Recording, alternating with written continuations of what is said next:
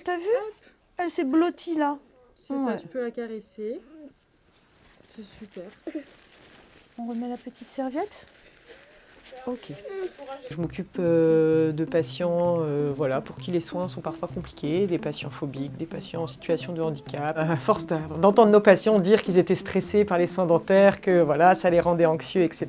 Je me suis dit pourquoi pas la médiation animale finalement, puisque c'est déjà utilisé dans certains domaines de la médecine, en pédiatrie, en gériatrie, en psychiatrie aussi. Et donc, pourquoi pas, du coup, chez nous, en dentaire, puisque c'est aussi des soins qui sont générateurs de stress pour nos patients. Ouvre grand, Adrien. Ouais. J'ai pas des grosses mains, mais il faut quand même que j'arrive à passer tout ça. Je pense que tu es très confortable, Adrien, parce qu'elle fait pas des siestes comme ça chez tout le monde. Hein. Là, c'est vraiment... c'est impressionnant, hein. Vraiment... C'est super, Adrien. Ça se passe très bien. C'est top. Là, on voit que Scully, en étant vraiment au contact du patient comme ça, elle vraiment permet à Adrien de se calmer, de vraiment savoir que faire de ses mains, à savoir voilà, la caresser, les mettre sur la patte de Scully et pas voilà, les crisper ou ce genre de choses.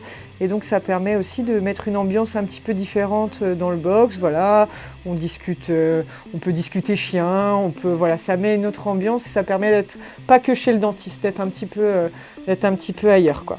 On a eu des expériences avec des patients qui n'avaient jamais accepté de s'asseoir sur le fauteuil et grâce à Scully, en fait, ils étaient vraiment focalisés sur Scully et ils s'asseyaient sur le fauteuil.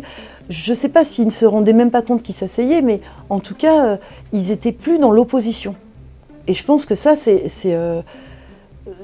cas-là, c'est magique. Quand je mange, j'ai mal à ces dents. Montre-moi.